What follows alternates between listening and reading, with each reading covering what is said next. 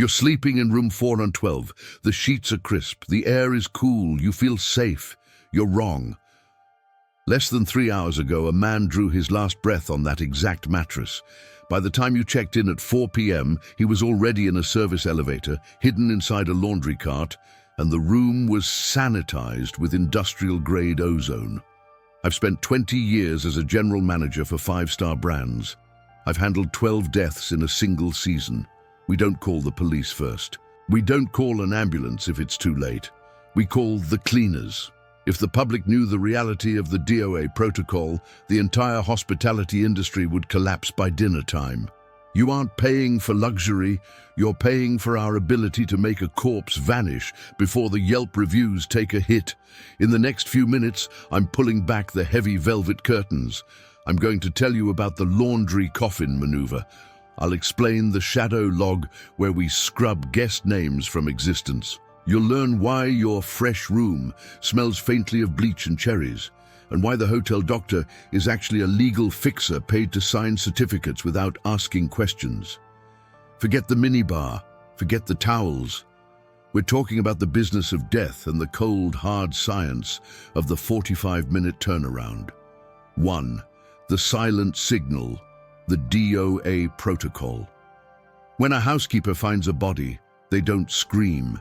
If they scream, they're fired. They are trained for the silent signal. They radio the floor supervisor with a specific code, usually something benign like maintenance required for a leak in 412. This prevents any guest with a scanner or a wandering ear from panicking. As a manager, my job was to lock down the floor without anyone noticing. We don't use the main elevators, we use the service shaft.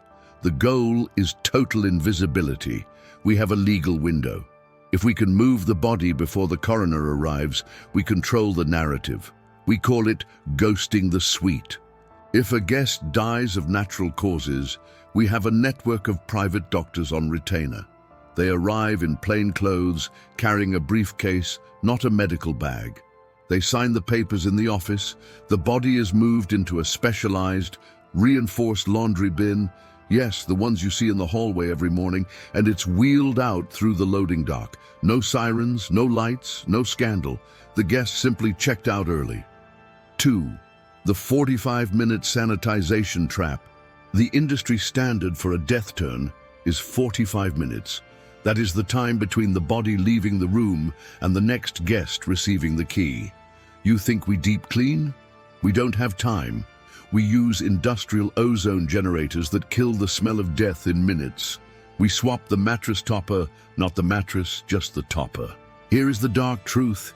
There is a high probability you have slept on a death mattress. Unless there was a violent crime involving significant fluids, the hotel will never replace a $3,000 king coil mattress. They flip it, spray it with a chemical called bioscent, and put on fresh linens. If you ever walk into a hotel room and it smells unnaturally like maraschino cherries or heavy almonds, leave. That's the smell used to mask the metallic scent of a body that sat in a warm room for more than 6 hours. We call it the cherry cover. 3. The shadow list and legal erasure. If you die in a high-end hotel, the first thing we do is access the server. We don't just check you out. We move your folio to a shadow list. This is a secondary database that isn't synced with the main corporate hub. If the police don't get involved, and believe me, we pay a lot to ensure they don't, your stay is effectively erased. Why? Liability. If a family tries to sue the hotel claiming the guest died because of a faulty heart rate monitor or a slip and fall, we produce the logs. He never checked in, the records say. We've had cases where mistress-related heart attacks were handled so quietly that the grieving widow back home didn't even know her husband was in another city. We sell discretion, but what we're actually selling is a vacuum. We suck the soul out of the room and pretend the air was always empty. It's psychological warfare against the truth. 4.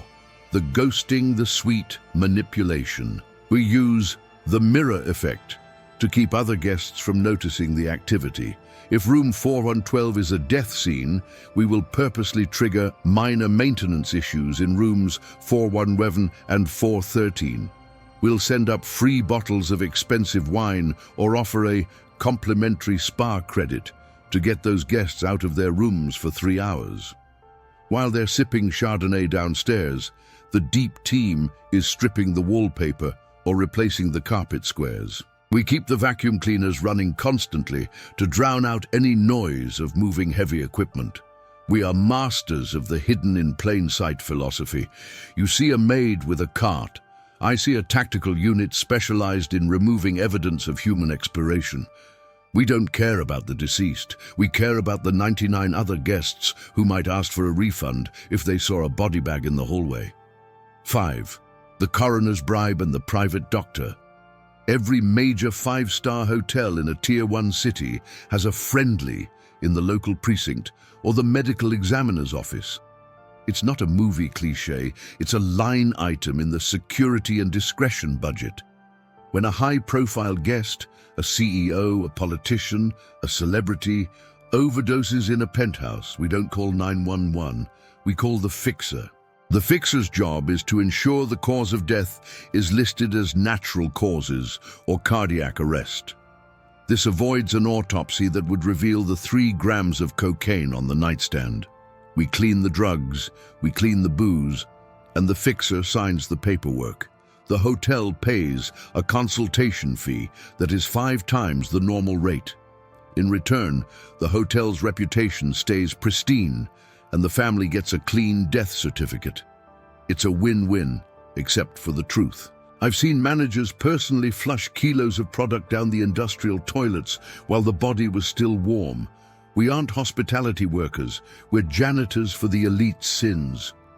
6. The permanent stain. There are things you can't scrub.